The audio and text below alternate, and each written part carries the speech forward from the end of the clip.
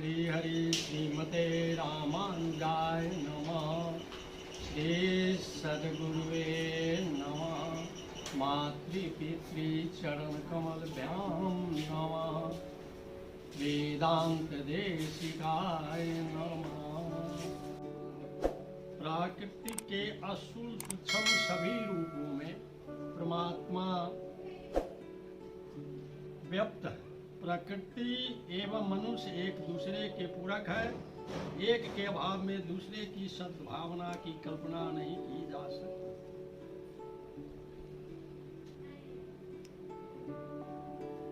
प्राकृतिक सृष्टि के रचना करने के पहले उसमें माता और पिता सर्वोपरि स्थान माता और पिता का है। उसके बाद परमात्मा का जो है दूसरा स्थान है, यानी पूर्वजों की। तीसरा स्थान गुरु का है, पूर्वजों द्वारा संस्कार जो दिया जाता है। उसके बाद तीसरा स्थान सद्गुरुदेव का है, जो इस शरीर को सद्पात्र बनाते हैं। जिस तरह से जन्म हेतु सब कहा पितु माता, कर्म शुभा शुभ देई विधाता। जितने भी मनुष्य या पृथ्वी पर जितने भी प्राणी हैं, सभी को माता पिता के सहारा लेकर ही जन्म लेना पड़ता है, जन्म लेते हैं। और अपने अपने कर्म के अनुसार, उनके कर्म के अनुसार उसका फल जो है, विधाता जो है, गर्भ के धारण के समय से ही उसका निर्धारण हो जाता है, उसके पूर्व जन्म के कर्म के अनुसार।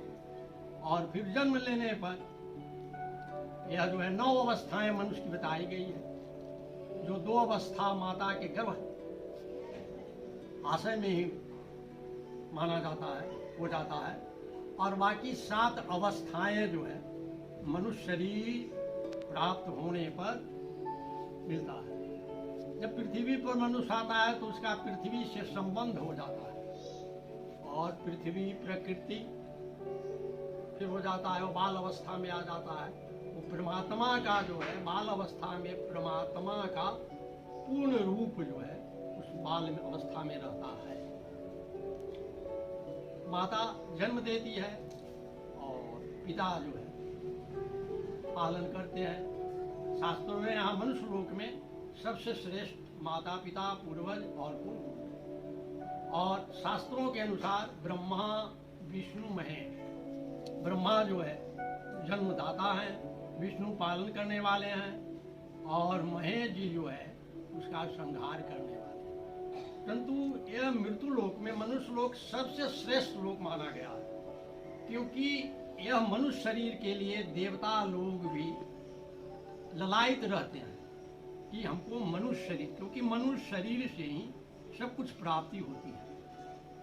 तो मनुष्य शरीर जो है में बाल अवस्था सबसे प्रिय अवस्था है। और जब मनुष्य जो है योनि में जन्म होता है, किसी भी योनि में जन्म होता है, उसके साथ संबंध माया घेर लेती है। और भगवान ने जो है, भगवान का जो है यानी प्रकृति का 3 पिलर माना गया है। माता पिता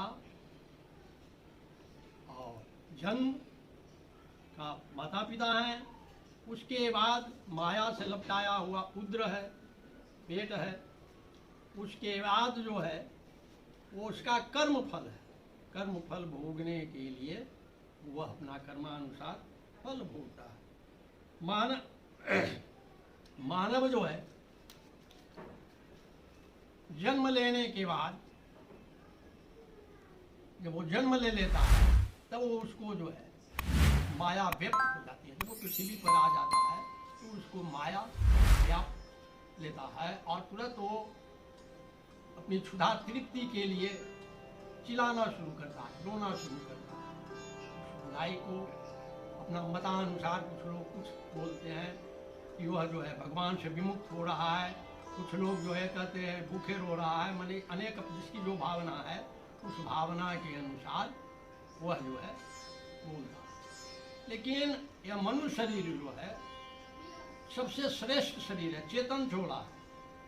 और इस शरीर में परमात्मा माता के साथ कोई भेदभाव न, हर एक वर्ण, माता पिता पूर्वज और सदगुरुदेव, ये तीनों मूर्ति जो है साक्षात हमारे आंखों के सामने है और यह सागर स्वरूप है। इन तीनों का जो स्वरूप है सागर के सदृश विशाल स्वरूप है। इस स्वरूप के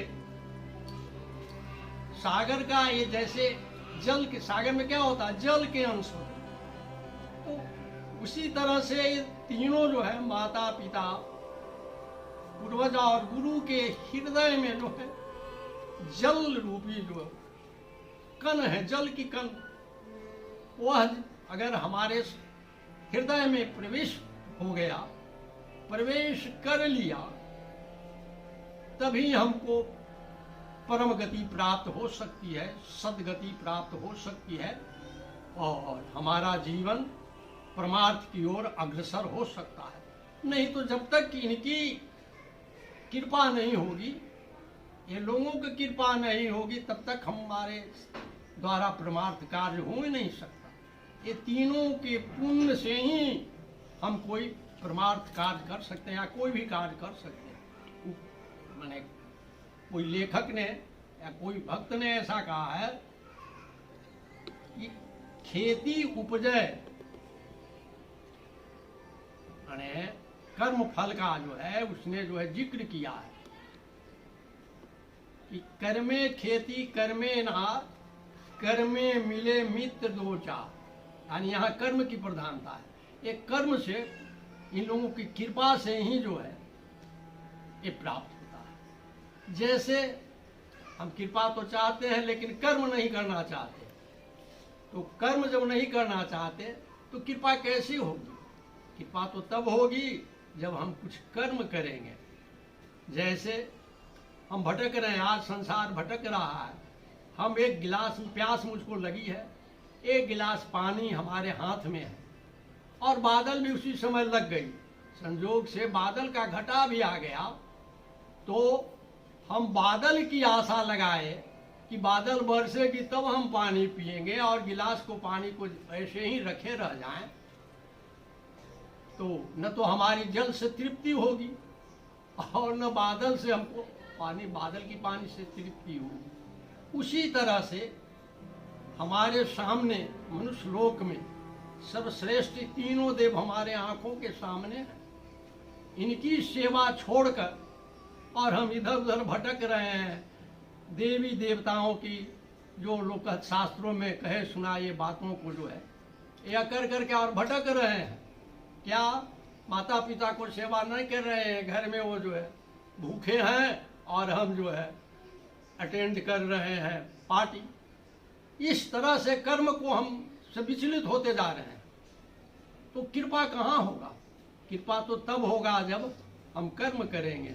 तो इन लोगों को कहने का अभिप्राय है कि इन लोगों जो सामने हमारे हैं साक्षात देवता हैं, माता पिता पूर्वज और गुरु, ये तीनों साक्षात देवता हैं जो हमको सदगति प्राप्त कर सकते हैं, सतमार्ग पर चलाने के लिए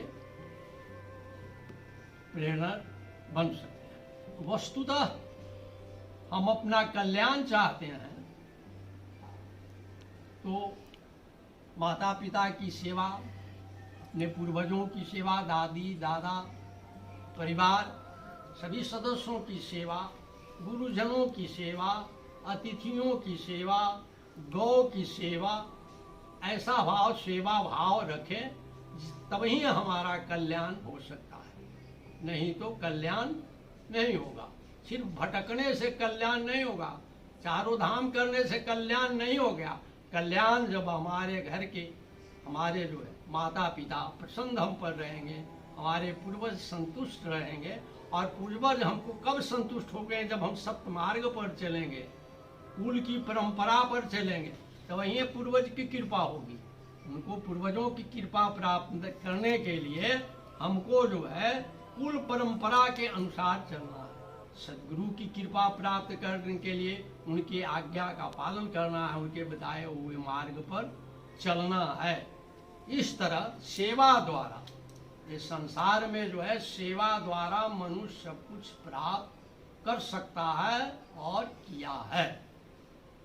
ये जो है हमने आज तक जो है अनुभव अपना जीवन की जो है ये किए हैं कि सेवा से सब कुछ आदमी प्राप्त कर ले। सेवा से छोड़ बढ़ कर के इस संसार में और कुछ रत्न नहीं है तो जो है सेवा।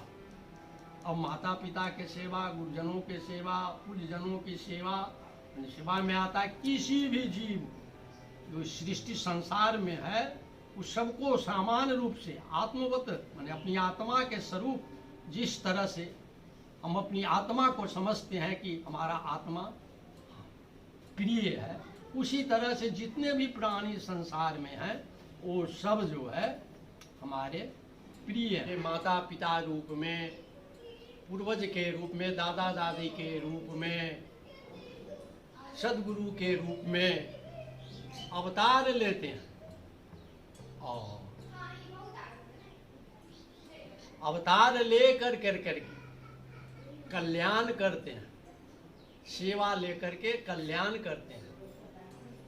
मानव मात्र को ये चाहिए कि चाहे माता हो, पिता हो, पूर्वज हो, गुरु हो, कोई भी व्यक्ति हो, मनुष्य हो या कोई भी प्राणी हो, उनको अपमानित न करें। या शरीर, मनुष्य शरीर पा करके किसी को अपमानित न करे। ऐसा न करने से भगवान की असीम कृपा हमारे ऊपर होगा। और अगर परिवार में जायज नाजायज के लिए कुछ बातें तो होता ही है, तो उस समय जो उचित बातें हो उस पर जो है निर्णय ले करके मैंने सत्य से, धर्माचरण से जुड़ा हुआ जो है संबंध पर ही जो है मनन चिंतन करें। यह जो है प्रमाण हमारे के यहाँ है। अगर अनुकूल माता पिता, अनुकूल जो है माने सद्विचार के, अनुकूल की मतलब सद्विचार के पूर्वजों की और गुरुओं की प्राप्ति हो गई तो साक्षात प्रमाण है कि परमात्मा जो है हमारे ऊपर प्रसन्न है, कृपा है उनकी, और वह कृपा वो किसी न किसी रूप में मिलेगी। अब माँ है, माता पिता, तो एक छोटा सा जो है माता के प्रति हमने जो है निवेदन की भावना से एक बनाया। माँ यूं तो एक ही अक्षर का है नाम माँ, लेकिन इसमें अगर आप मनन चिंतन करेंगे, स्मरण करेंगे तो इसमें निहित चारों धाम निहित, माने माता पिता के चरण में जो है चारों धाम निहित है। इसका प्रमाण भी भगवान परमात्मा ने स्वयं अवतार लेकर के मनुष्य को दर्शाया। प्रात काल उठी कै रघुनाथा, ना वही मातु पिता गुरु माथा, आय सुमांग करही पुर काल। बड़े ब्रह्म भी जब यहाँ आए तो भी उनके लिए भी माता पिता पूर्वज गुरु सब श्रेष्ठ हो गए। ब्रह्म भी, ब्रह्म को भी, ब्रह्म भी जब मनुष्य की शरीर धरे लीला करने के लिए तो उनको भी माता श्रेष्ठ हो गए प्रेम में, क्योंकि सो अज प्रेम भक्ति वश कौशल्या के माता के माता कौशल्या के गोद में ब्रह्म, तो हम लोग को मनुष्य लेकिन है परमात्मा का अंश, हम में भी है, सब में है। हर एक जीव में परमात्मा का अंश है और वही अंश मिल करके जो परिवार एक है वही अंश का समूह हो गया, एक पिंड हो गया परिवार। परिवार जो है माता पिता, परिवार का सदस्य होते हैं, दादा दादी, दादा दादी समझिए ना, भाई बहन स्त्री, ये सब जो है एक जो है ठोस पदार्थ बन जाते हैं। कण मिलते मिलते जो है ठोस बन जाते हैं। तो अब इस शरीर पा करके माता की जो है माता की मातृ ऋण, यहाँ संसार में हम आए तो ऐसे नहीं आए, ये सब ऋण से सर्वश्रेष्ठ जो है सबसे पहले हमारा जो है हम ऋणी हैं। किसके ऋणी हैं? ये धरती के ऋणी हैं, हमने जन्म लिया। फिर प्रकृति का ऋणी है, फ्री में हम सब कुछ ले रहे हैं। सूर्य के ऋणी है, चंद्रमा के ऋणी है, वायु के ऋणी है, अग्नि के ऋणी है। माने संसारिक जो संबंध है वो ऋणानुबंध है, स्वतंत्र कोई नहीं है, एक दूसरे के ऋणी है। इस ऋण से मुक्ति होने के लिए हमको क्या करना चाहिए? इस शरीर से क्या करना चाहिए? इसलिए है ये तो ऋण है, आप प्रत्यक्ष देख रहे हैं। फिर जो है माता ने हमको इतने दिनों तक जो है 9 महीने तक जो हमको पालन पोषण किया, अपनी जिह्वा पर खाद्य पदार्थों के हमारे अनुकूल पदार्थ ही उस सेवन की, और उसकी हमारी मने अपनी अथी की गर्भ की सुरक्षा के लिए, होनहार की सुरक्षा के लिए उसने सब कुछ कटु पदार्थ को त्याग दिया और सदा चला। तो संस्कार जो है, अब यहाँ पर संस्कार की बात आती है, तो संस्कार आज हमारे तरफ लोगों से जो है हट जा रहा है। संस्कार कोई नहीं दे रहा, लेकिन संस्कार गर्भ से ही संस्कार होता है। गर्भाधान संस्कार उसको कहते हैं। वो माता के गर्भ में मिल दिया जाता है। संस्कार विद्वानों द्वारा दिया जाता है, पिता द्वारा दिया जाता है, पूर्वजों द्वारा दिया जाता है। वो संस्कार, 2 संस्कार में वो सब संस्कार से हम ही, आज बच्चे भी जब जन्म लेते हैं तो वो संस्कारित नहीं किया जाता, वो आज पश्चात सभ्यता के अनुसार उनका संस्कार किया, वो संस्कार। इसलिए संस्कार से आज हम भूल रहे हैं। हमारे जो धर्माचार्य हैं वो भी जो है ये संसार की ही जो है माया की बातें कथा सुना देते हैं, लेकिन जो यथार्थ चीज है उस यथार्थ चीज को जो है करते नहीं। जब तक कोई करता नहीं तो उसका अनुकरण उसकी कथनी से नहीं होती, करनी से होती है, देखा इसकी होती है। कुछ ऐसे कर्म है जिसमें देखा इसकी किया जाता है, और कुछ ऐसे कर्म है जो देखा इसकी नहीं किया जाता।